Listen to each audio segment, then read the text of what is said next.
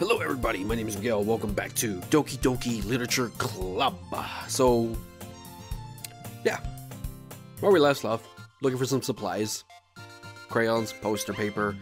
Ciara hits her head on the shelf, and now it's showing her here in this scenario. Never realized just now how pretty Ciara's eyes look. I like your eyes. Ciara slowly releases her hands from her forehead. Got my timer up. Good. I gently brush her bangs to the side. Ow! Sorry. There's a huge red mark on the center of her forehead. A bump is starting to form as well. Man, that's gonna swell up. I should find you some ice. Mike.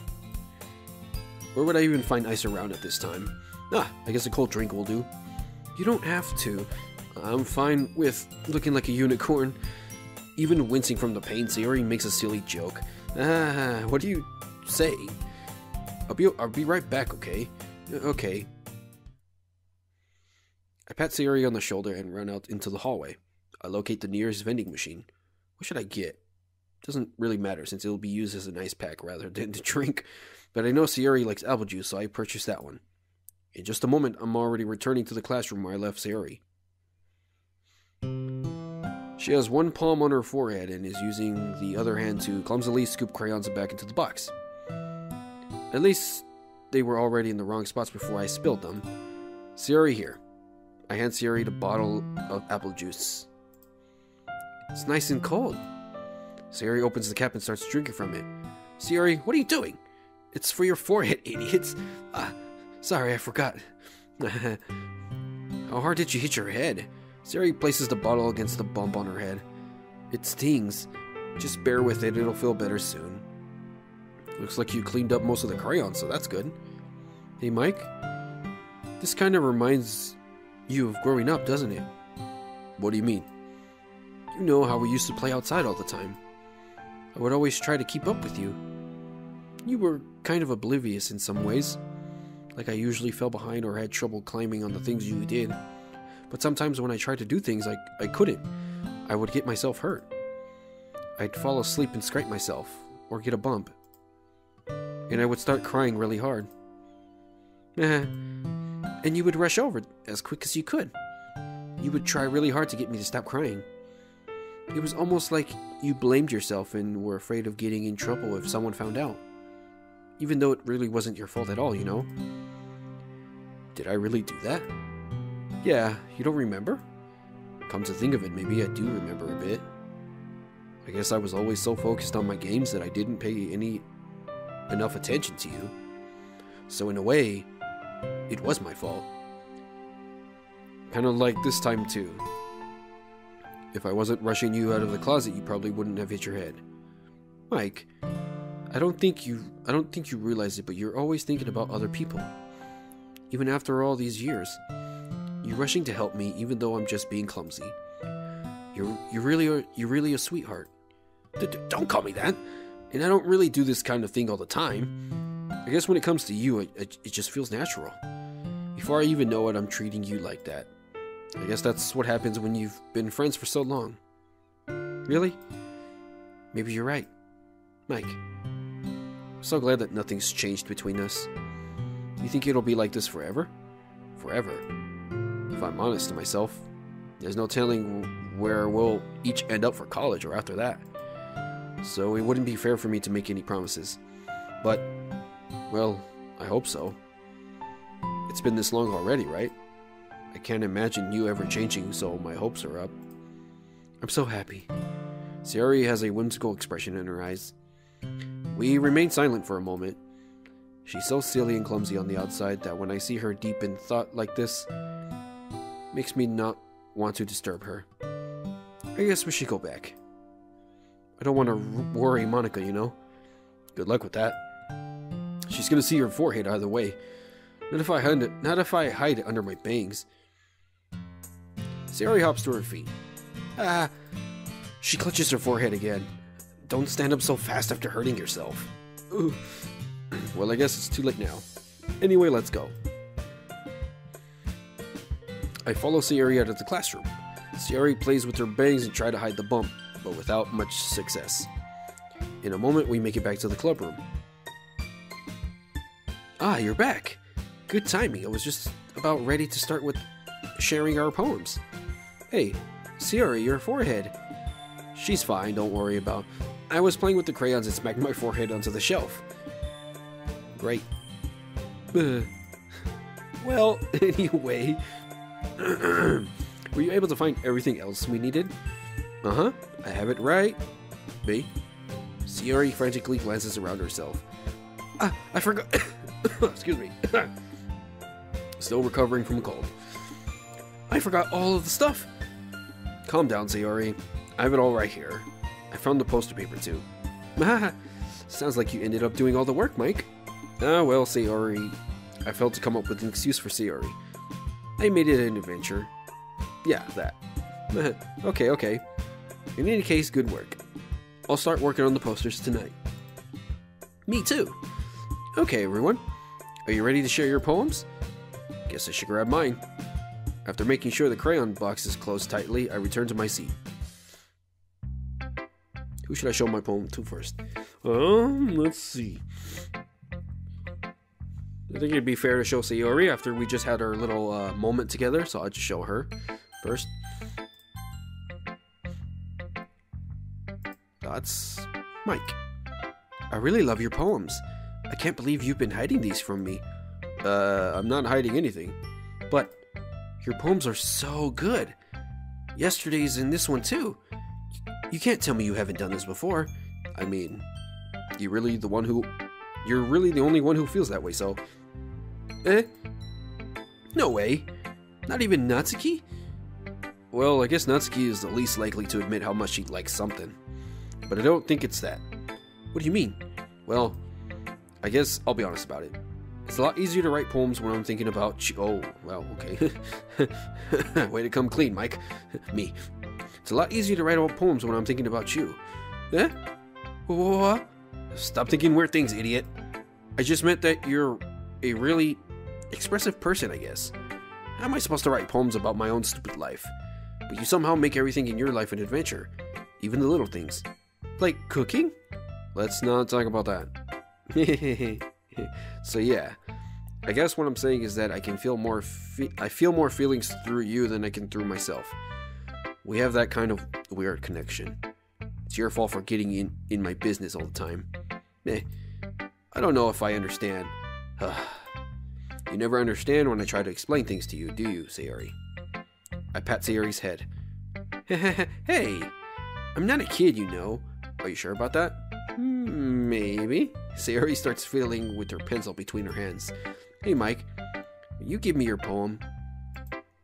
I kind of want to keep it. Huh? Why? Because, well, it's the first time you've written something for me. Oh, Sayori, you completely misunderstood. I didn't write this for you. Are you even listening anymore? Well, whatever. I'll give it to you when we go home. Really? Snap. I broke my pencil. Sayori hastily bends down to pick up the piece she dropped.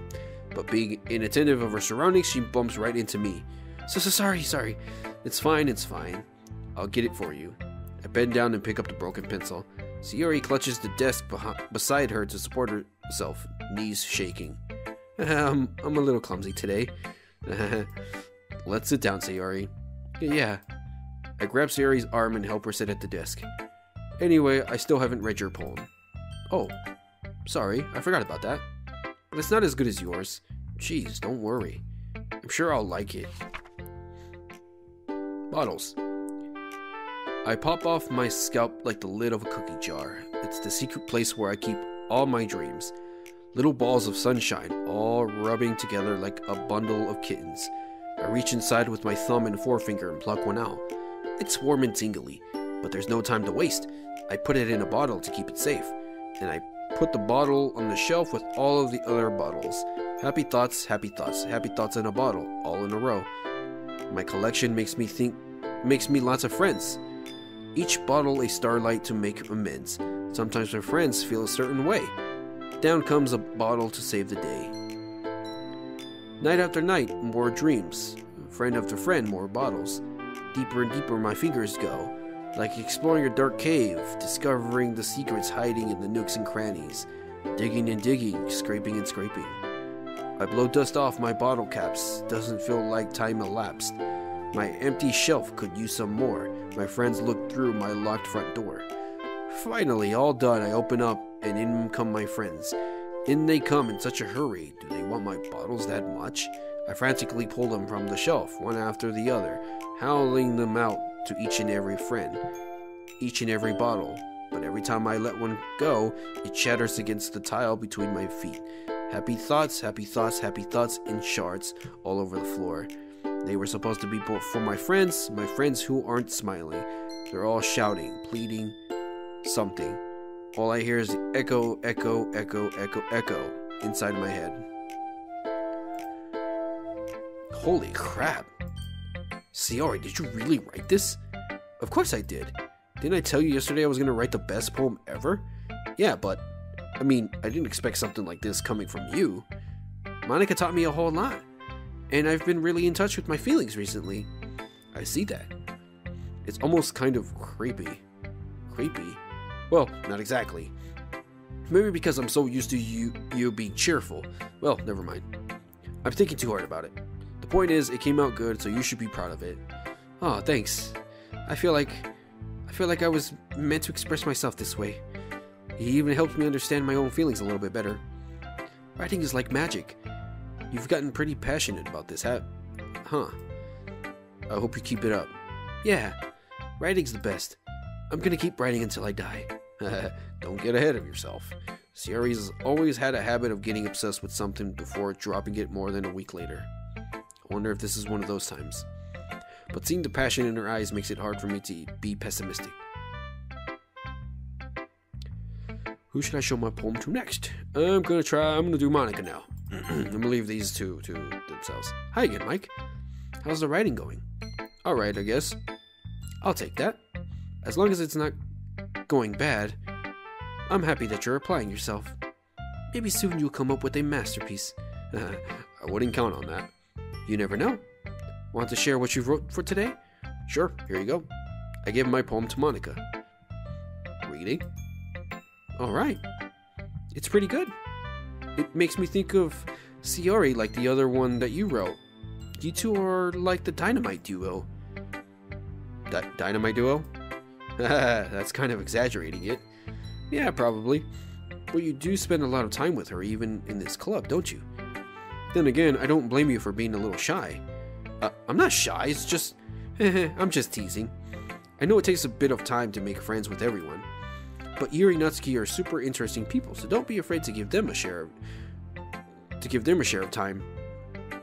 And you can talk to me every now and then too. I'm not like unapproachable or anything, am I? No, it's nothing like that. I'm just still getting used to being here, that's all. Yeah. I'm sorry if I was putting pressure on you or something. I really didn't mean it like that. No, don't worry. I get what you're saying. Well, alright. But anyway, you want to read my poem now? I like the way this one turned out, so I hope you do too. Alright, let's take a look. Save me. Oh, won't you save me? That was the song that I imagined right away by Sam Smith. Okay. The colors, they won't stop. Bright, beautiful colors. Flashing, expanding, piercing. Red, green, blue. An endless cacophony of meaningless noise. The noise, it won't stop. Violent, grating waveforms. Squeaking, screeching, piercing. Sine, cosine, tangent. Like playing a chalkboard on a turntable. Like playing a vinyl on a pizza crust. An endless poem of meaningless. Load me. Of meaningless. Load me.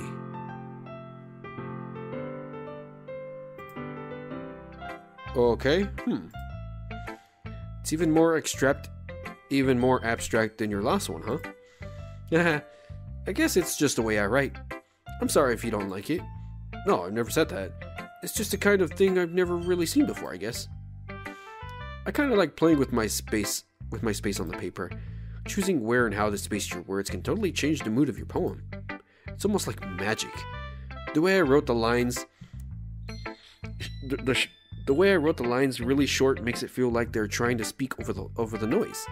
I see. It's still hard for me to tell what it's about, though. Sometimes asking what a poem is about isn't the right question. A poem can be as abstract as a physical expression of a feeling, or a conversation with a reader. So putting it that way, not every poem is about something. Anyway, here's Monica's writing tip of the day. Sometimes you'll find yourself facing a difficult decision. When that happens, don't forget to save your game.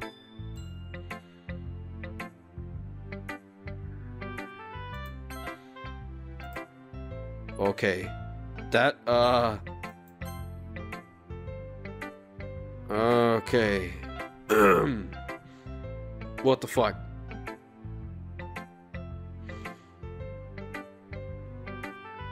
I'm gonna take a sip real quick.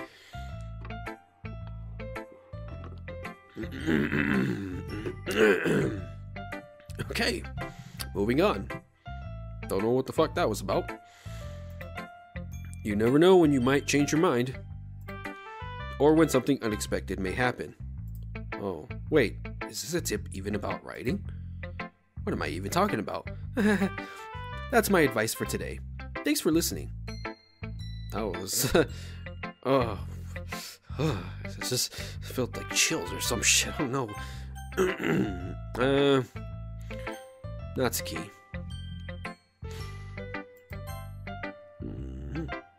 Huh. I liked your last one better. Really? Well, yeah, I can tell you were a little more daring with this one. But you're really not good enough for that yet. It fell flat. That may be true, but I just wanted to try something different. I'm still figuring this all out. I mean, I always like poems that aren't trying too hard. I hate when people try to sound fancy or add more meaning just by using annoying and complicated language. Just make it simple, cute, and to the point. Yuri's head over heels for all this cryptic nonsense, but I see right through that BS. Making your reader look so hard for all this deep meaning is just an excuse to have no meaning at all. I guess that's one way to look at it. Well, everyone has their own opinion.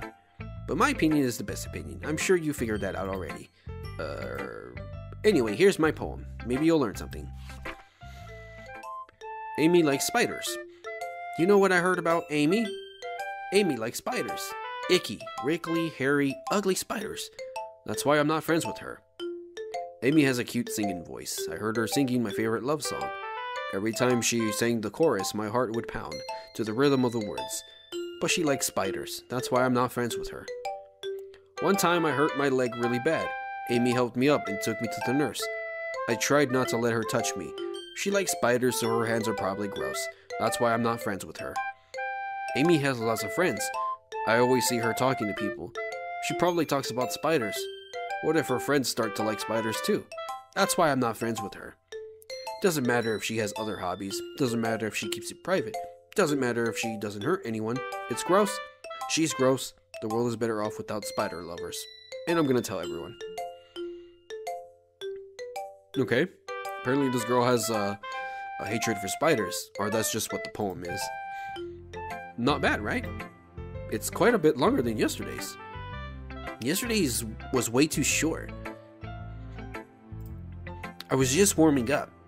I hope you didn't think that was the best I could do. No, of course not. Anyway, the message is pretty straightforward in this poem. I doubt I have to explain it. Sometimes you can explain complicated issues with much simpler analogies, and it helps people realize how stupid they're being. Like anyone would agree that the subject of the poem is an ignorant jerk. Do you know people like that? Of course, it's about how everyone thinks That doesn't matter. It could be about anything. I wrote it to be easy to relate to. Everyone has some kind of weird hobby or guilty pleasure. Something that you're afraid if people find out that they make fun of you or think less of you. But that just makes people stupid. Who cares what someone likes as long as they're not hurting anyone and makes them happy? I think people really need to learn to respect others for liking weird things. Well, you're definitely right. I At least I can relate to that. And I'm sure a lot of people can too. It's what I do best, after all. I don't like writing unless there's a good message to take away from it. Like, conveying emotions is important, but I want to make people think, not just feel. Remember that. I'm gonna write a good one for tomorrow too, so look forward to it. And who should I show it? None other than Yuri. Let's see what you've written for today.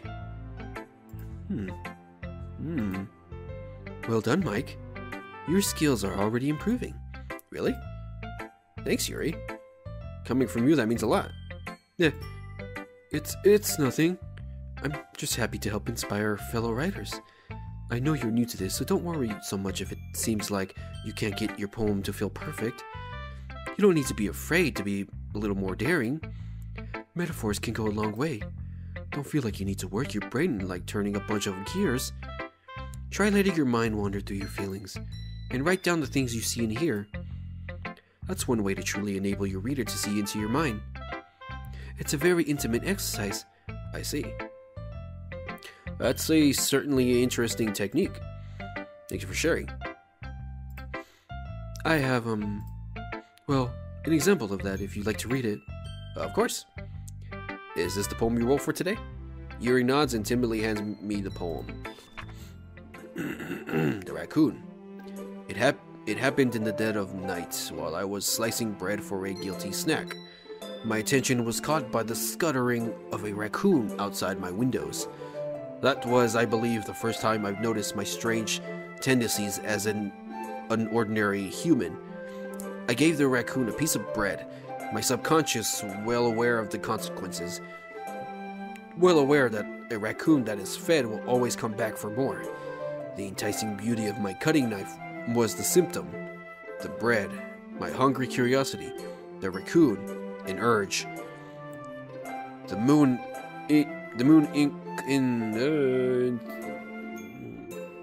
increments its phase and reflects that much more light off my cutting knife.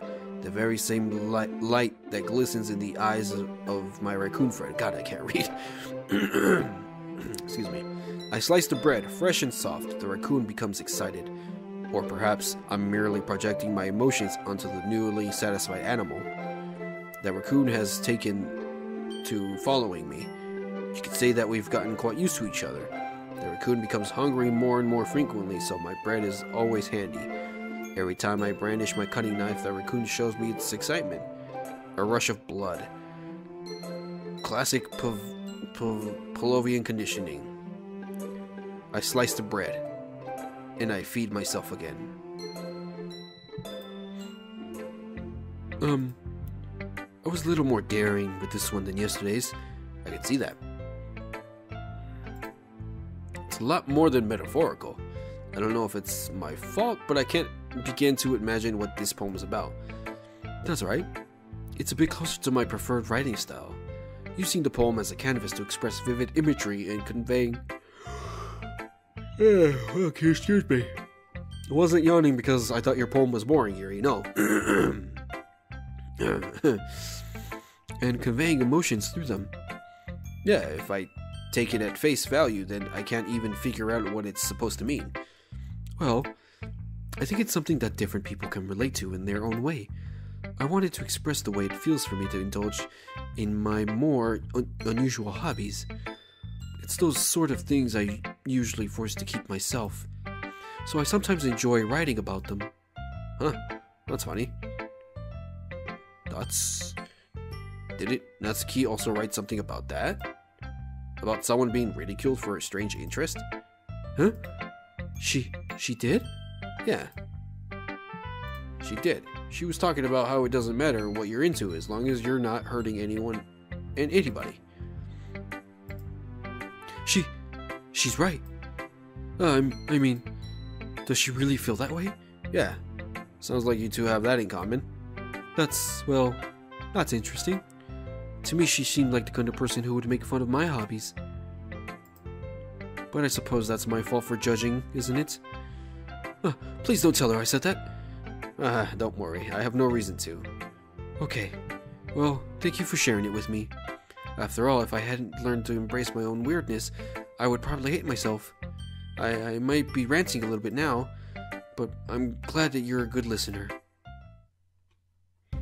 Okay, everyone. We're all done reading each other's poems, right? I have something extra planned today, so if everyone could come sit at the front of the room. Is this about the festival? Well, sort of. Do we really have to do something for the festival? It's not like we could put together anything good in just a few days. We'll just end up embarrassing ourselves instead of getting any new members. That's a concern of mine as well. I don't really do well with last-minute preparations. Don't worry so much. We're going to keep it simple, okay? We don't need much more than a few decorations. Sayori has been working on posters, and I've designed some pamphlets we can give out during the event.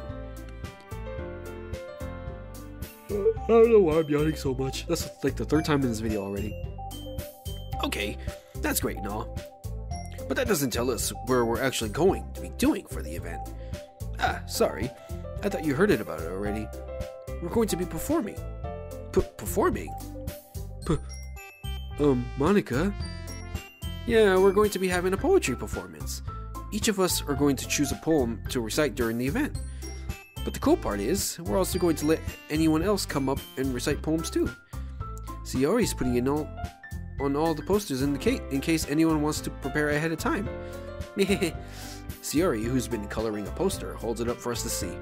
Are you kidding me, Monica? You didn't already start putting those posters up, did you? Well, I did. Do you really think it's that bad of an idea? Well, no. It's not a bad idea, but I didn't sign up for this, you know. There's no way I'm going to be performing in front of a group of people like that. I agree with Natsuki. I could never in my life do something like that. Imagining it, Yuri shakes her head in fear. Guys, no, Sayori. I understand where they're coming from.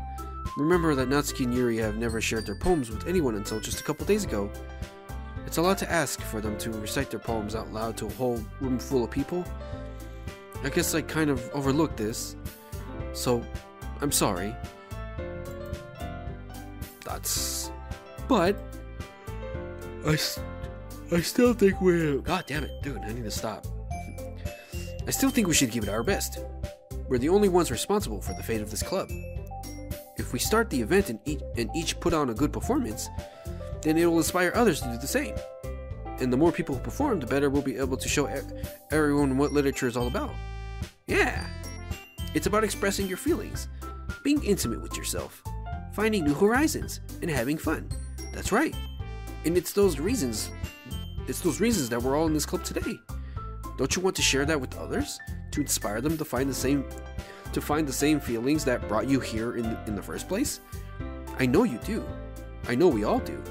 And if it all takes is standing in front of the room for 2 minutes and reciting a poem, then I know you can do it.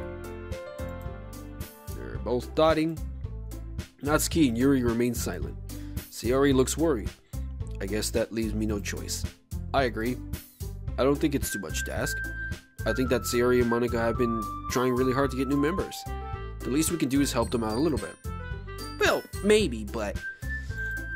It looks like Natsuki doesn't have any argument left. Ugh. Okay, fine.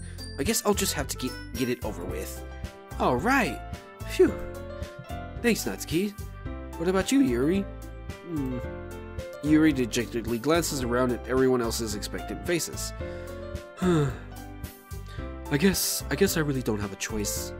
Ah, thanks, sir. That's everyone. You're the best, Yuri.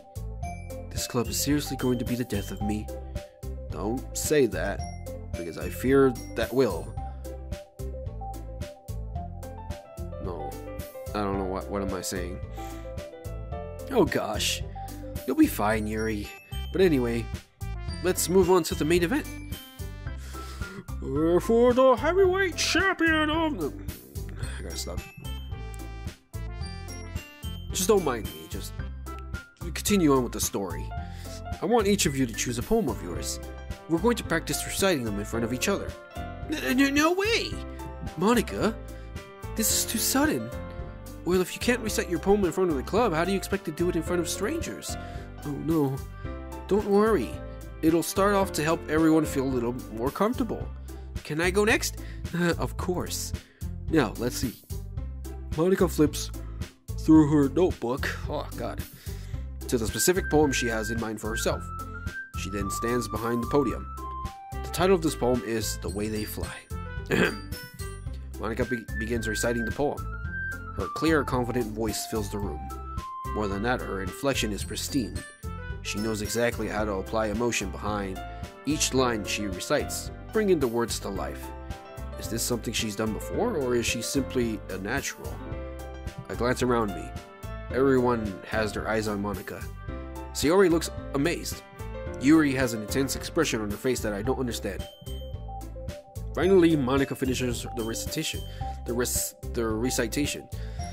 four of us applaud. Monica takes a breath and smiles. That was so good, Monica. Thank you very much. I was just hoping to set a good example. Are you ready to go next, Sayori? I'll go next. What? Yuri's fired up all of a sudden. Yuri clutches a sheet of paper between her hands and stands up. Keeping her head down, she walks quickly over to the podium. This poem is called... Yuri anxiously glances at each of us. You can do it, Yuri. It's called After Image of a Crimson Eye. Yuri's voice shakes as she starts reading the poem. Just a moment ago, she practically refused to do this. Why is she suddenly putting in so much effort? As Yuri gets past the first couple of lines, her voice changes. It's almost like what happens when Yuri gets absorbed into her books. Her quivering words transform into the sharp syllables of a fierce and confident woman. The poem is full of twists and turns in its structure that she enunciates with perfect timing.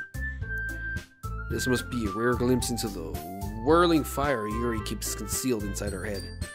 Suddenly, she's finished. Everyone is stunned. Yuri's... my throat.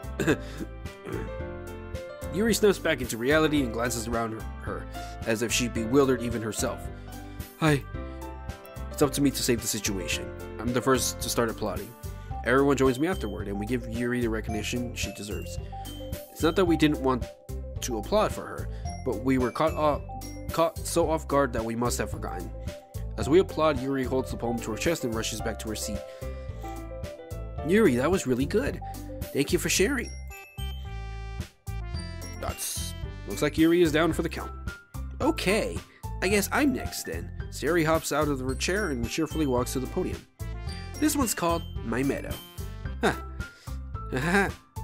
Sorry, I giggled. Sayori, it's a lot harder than I thought. How did you guys do it so easily? Try not to think of it like you're reciting to other people. Imagine you're reciting it to yourself, like in front of a mirror. Or your own head. It's like your poem. It's like it's your poem, so it'll come out the best that way. I see. Okay then. Sayori begins her poem. Somehow it feels like her soft voice was made as a perfect match. The poem isn't aimlessly cheery like Sayori is.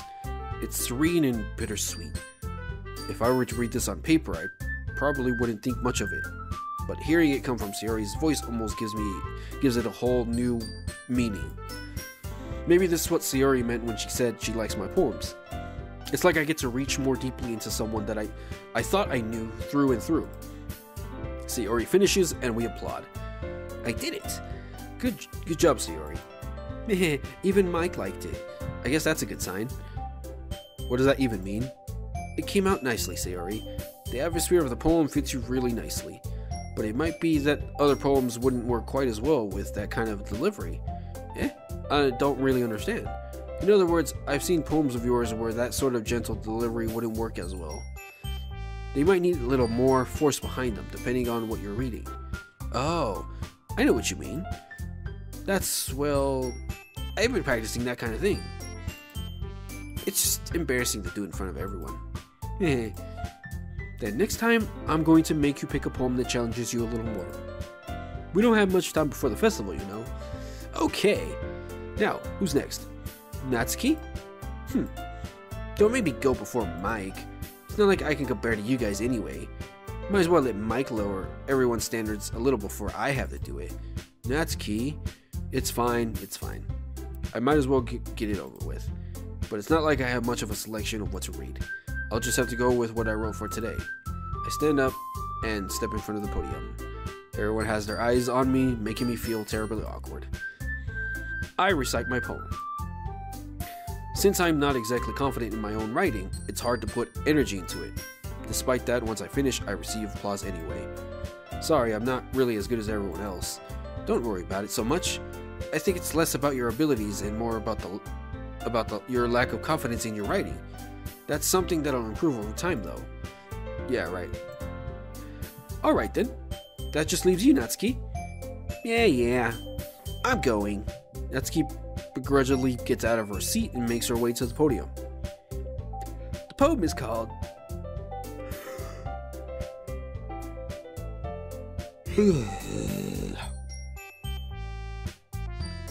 It's called... Why are y'all looking at me? Because you're presenting. Anyway, the poem is called Jump. Natsuki takes a breath. Once she starts reciting the poem, her sour attitude disappears a little. While she's still a little enthused, her poem has a rhythm and rhyme to it. It's Natsuki's trademark style, and it works surprisingly well when spoken aloud.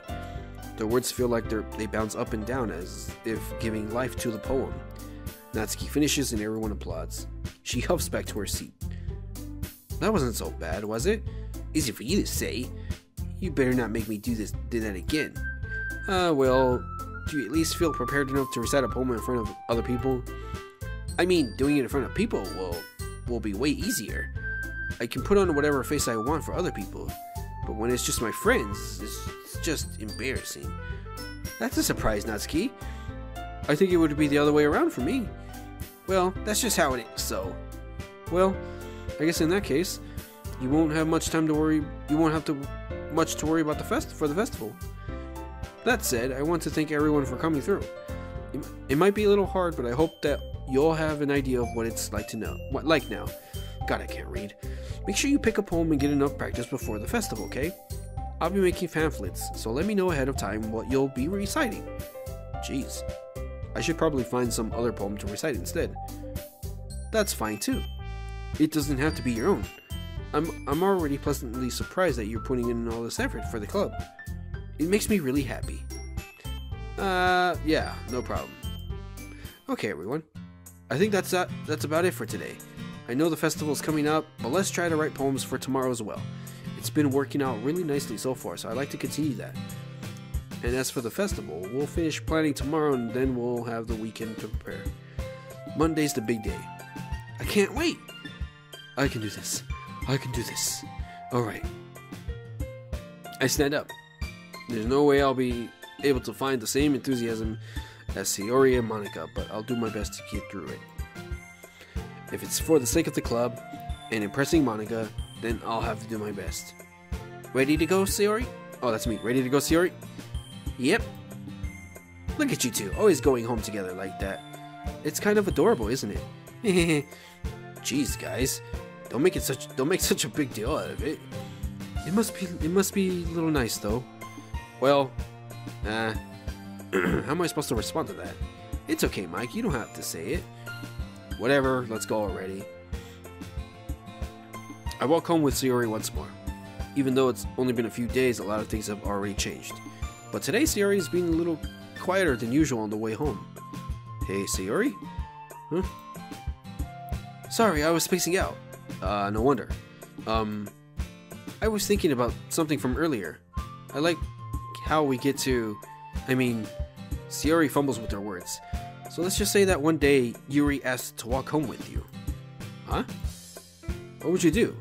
What kind of question is that? You're kind of putting me on the spot here.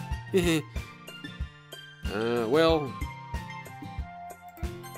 Probably save it here. And then I'll come up with a decision next video. So, thank you guys so much for watching. If you guys like this video, give this video a thumbs up. It'll help me a lot. Greatly appreciate it. Until next time, see you guys in the next video. Bye, everyone.